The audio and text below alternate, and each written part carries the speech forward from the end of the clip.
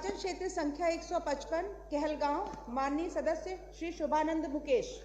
मैं शुभानंद मुकेश, जो विधानसभा का सदस्य निर्वाचित हुआ हूं, ईश्वर की शपथ लेता हूं कि मैं विधि द्वारा स्थापित भारत के संविधान के प्रति सच्ची श्रद्धा और निष्ठा रखूंगा। मैं भारत की प्रभुता और अखंडता अक्षुण्ण रखूंगा तथा जिस पद को मैं ग्रहण करने वाला हूं उसके कर्तव्यों का श्रद्धा पूर्वक निर्वहन करूंगा। जय अंगभूमि, जय अंगिका, जय बिहार, जय भारत।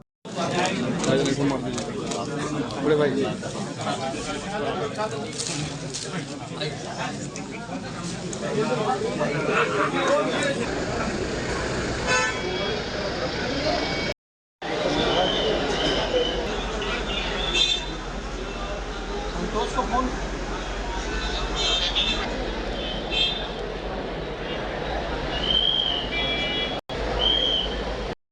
विधानसभा के लोकतंत्र का मंदिर बिहार विधानसभा में सब खड़े हैं जाकर के, और आज शेष सदस्यों का भी आज भी हम लोगों ने शपथ ग्रहण करवाया था और अध्यक्ष का चुनाव हुआ है।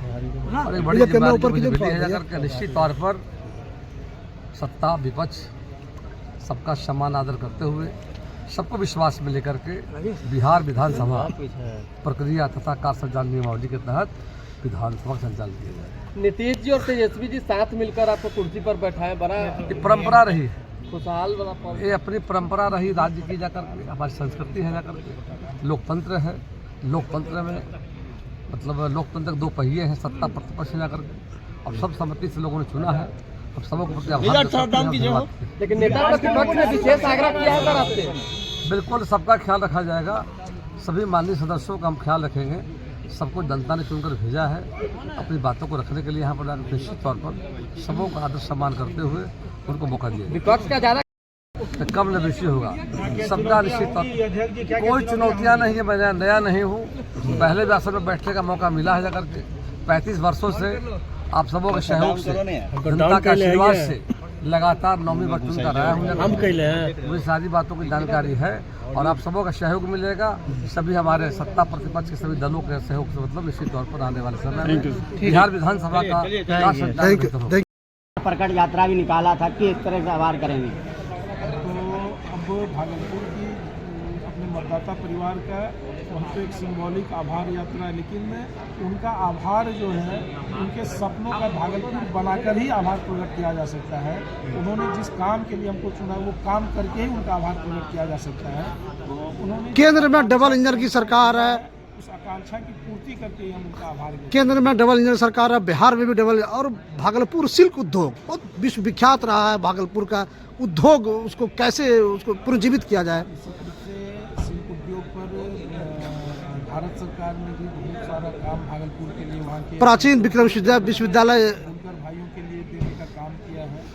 और बिहार सरकार भी जो है अपने बुनकर को उत्थान के लिए, उनकी समस्याओं को दूर करने के लिए बहुत सारी योजनाएं लाए हैं और उस पर अभी और काम करेंगे और बुनकरों के साथ बैठकर संवाद करके और उनके बेहतरी के लिए क्या कर सकते हैं तो हम लोग करने का काम। बहुत बहुत धन्यवाद। निश्चित रूप से हमको वहाँ प्राथमिकता के आधार पर एक तो जो शहर की सफाई व्यवस्था है वो कैसे दुरुस्त हो, जो जाम की समस्या है उससे कैसे लोगों को निजात मिले, और कुछ तात्कालिक समाधान हो है और कुछ दीर्घकालिक समाधान है। एकदम कोई जादू की छड़ी नहीं है कि आप तुरंत में सब चीज़ ठीक हो सकती है, लेकिन जो थोड़ा प्रयास से, थोड़ा पहल करने से, एक दूसरे के सहयोग से जो काम पहले ठीक हो सकते हैं उसको करने का काम करेंगे। और कुछ भी इंफ्रास्ट्रक्चर संबंधित काम है, एक तो मान लीजिए कि जाम की समस्या से मुक्ति दिलाने के लिए जो अभी तत्कालिक जो करने की आवश्यकता है वो भी करेंगे, और जो दीर्घकालिक काम है, कुछ इंफ्रास्ट्रक्चर का निर्माण ये सब है, वह सब करेंगे। लेकिन एक भागलपुर के समग्र विकास का ब्लूप्रिंट बनाकर और उस पर तीव्रता से काम करेंगे। लास्टली आज शपथ यहाँ लिए हैं, यहाँ सड़क से संघर्ष करते करते आप सदन तक पहुँचे हैं, कैसा अनुभव कर रहे हैं? भागलपुर विधानसभा के सभी मतदाता परिवार के लोगों का आभार व्यक्त करेंगे कि उन्होंने जो आशीर्वाद रूपी ताकत दिया है, तो उस आशीर्वाद रूपी ताकत से आज सदन में पहुँचे हैं। सदन का पहला दिन है और आज यहाँ हम लोगों का शपथ ग्रहण भी हुआ है। जो उनका आशीर्वाद मिला है और जिस आशीर्वाद जिस काम के लिए दिया है, और इस सदन के माध्यम से उन्होंने भागलपुर के विकास की जो उनकी आकांक्षा है, जो उनके सपनों का भागलपुर बनाने के लिए जो हमको चुना है, उस काम को हम जो है पूरी तन्मयता के साथ करने का काम। केंद्र सरकार ने स्मार्ट सिटी घोषित किया है, काम हो भी रहा, और कैसा स्मार्ट सिटी होना चाहिए? आप स्मार्ट सिटी के नगर विधायक बने हैं। देखिए, तो भागलपुर जो है केंद्र सरकार ने स्मार्ट सिटी दिया है, थोड़ा बहुत उसकी मॉनिटरिंग की कमी के कारण थोड़ा जो दिखना चाहिए स्मार्ट सिटी में जो काम हुआ, निश्चित रूप से हम इसको स्वीकार करते हैं कि वो है नहीं दिख पा रहा है। लेकिन आज केंद्र सरकार ने स्मार्ट सिटी दिया है और बिहार सरकार ने भागलपुर को जो है ग्रीन फील्ड सैटेलाइट सिटी जो है वो देने का काम किया। तो अब डबल इंजन की सरकार है और बिहार के मतदाताओं ने जो मैंडेट दिया है वह बिहार के डेवलपमेंट के लिए दिया है।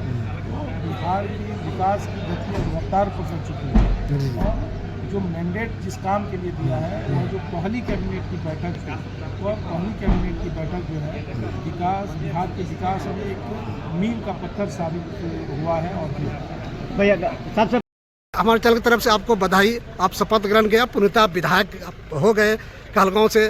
बहुत 42-43 हज़ार तकरीबन 50,000 वोट से आप जीते हैं वहाँ से, और लोकप्रियता काफ़ी रही। आपके पिताजी भी आप दिग्गज लेता रहे हैं आपके वहाँ के, और आज सदन में आज स्पीकर का चुनाव हुआ, प्रेम कुमार चुने गए हैं। क्या कहेंगे सर? आज हम लोग की सर्वसम्मति से हम लोग के गार्जियन को चुना गया है, माननीय प्रेम कुमार जी को चुना गया है, और अनुभव के दृष्टिकोण से भी 9 बार जो उन्होंने सदन में अपनी उपस्थिति दर्ज की है, सचमुच में अनुभव की कमी नहीं, अनुभव से भरे। और हम जैसे जो प्रथम बार आए हैं उन लोग के अभिभावक स्वरूप रहेंगे और उनसे सीखने का अवसर मिलेगा, उनके सानिध्य में मार्गदर्शन मिलता रहेगा। मैं संघर्ष करते हुए आप सदन तक पहुँचे और पहली बार विधायक बने हैं और बड़ी भव्य बिल्डिंग में यहाँ आए हैं, आप क्या कहेंगे? ये सदन पहले अपने पिताजी के कार्यकाल के दौरान में यहाँ आने का अवसर मिला था, जब वो यहाँ के अध्यक्ष थे, और उस दौरान इस भव्य सदन को देखा था और प्रयास किया था 2020 में, लेकिन संघर्षों के माध्यम से आगे मुझे चुना गया है। तो 2025 में कहलगांव की जनता ने मुझे चुना है और अभिभूत हूँ उनके स्नेह से, क्योंकि साधारण नहीं, बहुत ज़्यादा स्नेह उन्होंने 50,000 मतों से जिता के मुझे भेजा है। तो सचमुच में देवमयी जनता कहलगांव का मैं ऋणी हूँ और कोटि कोटि नमन करता हूँ ऐसे स्नेह के लिए। और आज जो अवसर दिया है तो उतनी ही दृढ़ता से इस कहलगांव के लिए मैं काम करूँ। नीतीश कुमार ने वो सीट जो है बीजेपी की थी, लेकिन भरोसा जताया आप पर, आपको टिकट दिया और आपने विश्वास पर खरे उतरे, आप विजय दिलाए आपने जदयू को वहाँ से। माननीय मुख्यमंत्री की दूरगामी सोच थी और राजनीतिक अनुभव था, और मैं ये भी कहूँगा कि साथ में हमारे जो कार्यकारी अध्यक्ष हैं जदयू के संजय झा जी और सम्मानित मंत्री भारत सरकार के ललन बाबू, तीनों का उन्होंने भी हमको ये टिकट दिलाने में बहुत मदद की, और आज जो मैं बन पाया हूँ उनके आशीर्वाद से है। उन्होंने आश्वस्त किया था कि आपको चुनाव लड़ने का मौका मिलेगा जब मैं 2021 में आया था, और उसी वचन को इन लोगों ने निभाया है। मैं ऋणी हूँ इन लोग का, और इन्होंने अवसर दिया। आपके विधानसभा प्राचीन विश्वविख्यात विक्रमशिला महाविद्यालय, उसका पुनरुद्धार की बात सरकार ने कही है, और हवाई अड्डा भागलपुर में होना है। क्या सारी प्राथमिकता है, और आप कुछ चीज़ों को जैसे भूल गए कि अभी कुछ दिन पहले माननीय मुख्यमंत्री ने मेट्रो के बारे में भी कहा है, वहाँ पर इंडस्ट्रियल कॉरिडोर गोराडी में भी कहा है। तो बहुत सारी चीज़ें हैं, सब पर काम करना है, और हम सजग हैं और उनकी आवाज़ बन के आए हैं। तो उसके लिए हर क्षण हर पल उनके विकास के लिए समर्पित है, कहलगांव के विकास के लिए समर्पित है। धन्यवाद। दूसरी बार विधायक आए सदन में पहुंचे हैं। दूसरी बार हम विधायक बने हैं, बात सही है। लेकिन ये नीतीश कुमार और माननीय मुख्यमंत्री जी का, माननीय प्रधानमंत्री जी का समर्थन लोगों ने किया है, और क्योंकि उनका हम उम्मीदवार थे। अब तो सुल्तानगंज में हवाई अड्डा में काम में तेजी आएगी। चल रहा है और काम चल रहा है। 1800 करोड़ का जो योजना है जल वाला, उसमें भी काम शुरू हो गया। मैरिन ड्राइव हाँ, उसका भी काम चल रहा है। प्रेम कुमार जी को स्पीकर चुना गया है, क्या कहेंगे? हम लोगों ने सब सम्मत से बनाया है। पूरे विधानसभा जितने सदस्य थे, चाहे सत्ता पक्ष के या विपक्ष के, सभी लोगों ने निर्विरोध उनका चुनाव किया है। अच्छे व्यक्तित्व के आदमी हैं।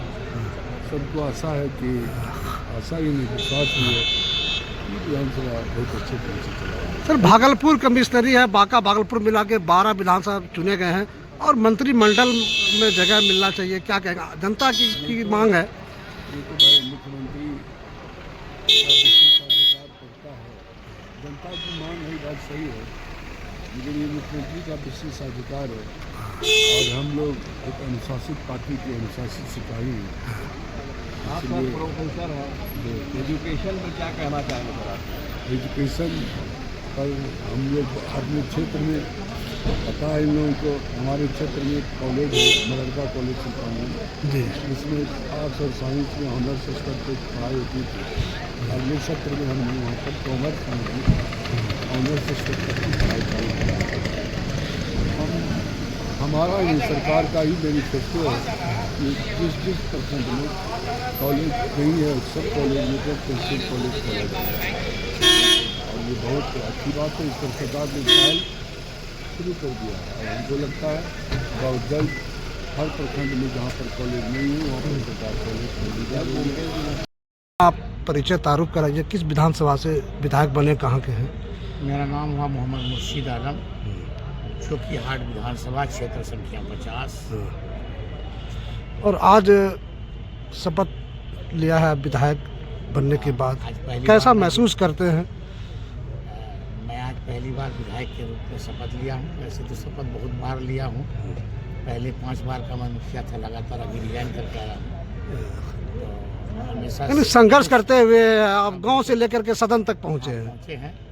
कई बार विधानसभा का भी चुनाव लड़ा, मैं जेडीयू से भी लड़ा था बाई इलेक्शन 2018, उसके बाद अभी फिर चुनाव लड़ा। तो देखिए, जब किसी पद को जो पाता है और उसका सदस्य के रूप में और जो पद पाने वाला होता है, जो उसको ग्रहण करता है, तो सुखद अनुभव होता है। बहुत इम्पोर्टेंट विधानसभा है सर, वहाँ तस्लीमुद्दीन का गढ़ रहा है और उनके बेटे सरफराज शाहनवाज विधायक रहे हैं। आप उस गढ़ से जीत के आए हैं। तो मैंने 3 मंत्रियों को हराया है और 56 साल का साम्राज्य को ध्वस्त किया है। 56 साल से तस्लीमुद्दीन का वहाँ एक छत्र साम्राज्य था, लेकिन वो तस्लीमुद्दीन साहब थे। उसके बेटा यानी उसके मरने के बाद, क्योंकि हमेशा तस्लीमुद्दीन का बेटा उनके रहमो करम पर जीतता था, तस्लीमुद्दीन मरने के बाद वो कुछ भी नहीं रह गया। न तालीम है, न कुछ है, न गरीब परवर है। मजलूमों की आवाज़ और जालिमों की आवाज़ में फ़र्क है। मरहूम तस्लीम साहब मजलूमों की आवाज़ थे और दोनों बेटा जालिमों की आवाज़ है। सीमांचल जिस क्षेत्र से आप आते हैं, डेवलपमेंट होना चाहिए। राष्ट्रीय अध्यक्ष से ओवैसी साहब भी कहे हैं कि सरकार से भी कि जो है अब डेवलपमेंट, सीमांचल का डेवलपमेंट होना चाहिए, अभी हुआ नहीं है। इसको लेकर क्या कहेंगे? वो सदियों से लोगों ने ठगा है और वो ठगने के कारण परिवर्तन का रूप आया और एक लहर आया। तो अब लोगों को हम लोगों से जो उम्मीदें वाबिस्ता है, इंशाअल्लाह अल्लाह के साथ पर हम लोग सभी मतदाताओं का, अवाम-उन्नास की उम्मीदों पर खरा उतरेंगे। चलिए, बहुत सर क्या पैगाम है आज इस सदन के पास? देखिए, क्षेत्र में जो विकास नहीं हुआ और लोग ठगा महसूस करता है, मैं उनकी उम्मीदों पर खरा उतरूंगा। हर क्षेत्र पर हमारा चुनौती है। एजुकेशन का जो क्षेत्र है वो बढ़िया डेवलप नहीं हुआ। अब सीमांचल में मान के चलिए कि कोई भी सरकारी बीएड कॉलेज नहीं है और हमारा अररिया डिस्ट्रिक्ट में मेडिकल कॉलेज नहीं है, ट्रेनिंग कॉलेज नहीं है और ना ही एनएम जीएनएम ये सब का जो इंस्टीट्यूट होना चाहिए ट्रेनिंग का, वो भी नहीं है। तो ये सारी बातें हमारे लिए एक चुनौती है। मैंने चुनौती के रूप में स्वीकार किया है और लोगों को कहीं ना कहीं लगा है ये व्यक्ति मेरा काम कर सकता है। हम अल्लाह और भगवान से कहते हैं हमको वो ताकत मिले और सरकार से जो हमको चाहिए हम सदन से लेकर रोड तक लड़ाई लड़ करके ही सभी लोगों को सुख सुविधा चलिए शुक्रिया।